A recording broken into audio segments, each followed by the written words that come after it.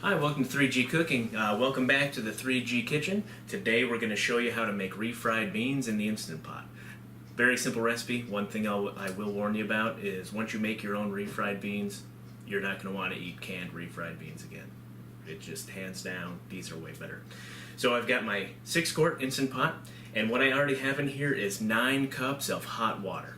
I'm going to go ahead and add my beans to this. This is 2 pounds of dried pinto beans. Pour that in there.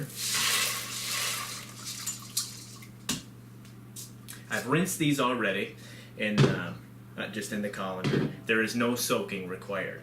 Now, the first thing I'm going to do is I'm going to give these a quick stir, and we're going to want to pick out any floating beans. That means those beans are bad. So I'm just going to go ahead and give this a quick stir.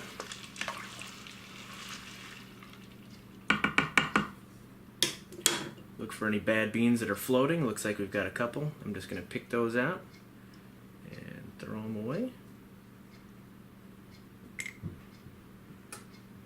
And it looks like we've got them all. Alright, now that we've got our beans in there, we've got the bad ones picked out, we're going to go ahead and add our seasonings. I have 1 tablespoon of salt and 1 teaspoon of pepper, 3 cloves of minced garlic,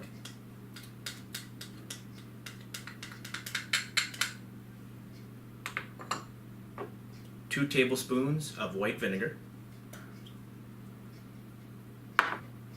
1 medium onion chopped,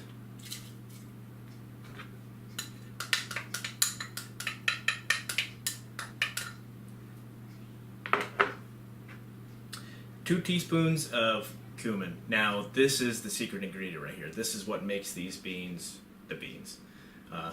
If you don't have this, just drive to the store and get it. Or don't make these beans, because without it, it's just not the same.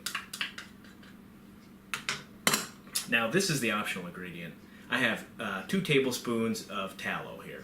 Now the traditional recipe usually calls for lard. If you want to use lard, bacon grease, tallow in this case, or just leave it out for a fat-free option, feel free. I'm putting it in. This is, you might have seen in one of the other recipes, our grass-fed tallow from our cows here on our farm. It just has a lot of good health properties for you, so that's why I put it in there. And that is it, believe it or not. So we're going to put our lid on, rotate the valve to sealing, switch it to the bean/chili mode, adjust it to 45 minutes if necessary, and we'll let that go ahead and cook through. And we're going to let it release naturally. And you'll know it's released naturally when the stainless steel indicator has dropped down. And I'll see you then. Alright, our beans have finished cooking. They're 45 minutes. We've allowed the pressure to release naturally. That took about another 40 minutes is when it came down. So now I'm going to go ahead and smash up the beans. And I'm going to use an immersion blender. This is a Cuisinart one that we have.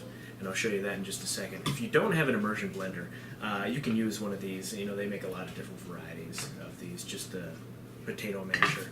But let me go ahead and pull the lid off, and we'll get to work. So I'm going to flip this to vent, and then just rotate the lid and remove it. And I'll give you a peek on the inside what it looks like. Alright, so here it is. We pulled the lid off. I'm just going to stick my immersion blender in here and go to work.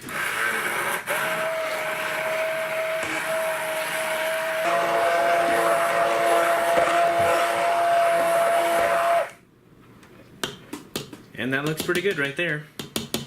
So there you have it. Beans are done. The only thing left to do is to serve some. We got a little plate of chips here. Get some of our beans. Finish them off with a little sour cream, fresh guacamole, and that's ready to go. Thanks for watching. As always, have a great day, enjoying great food from a great God.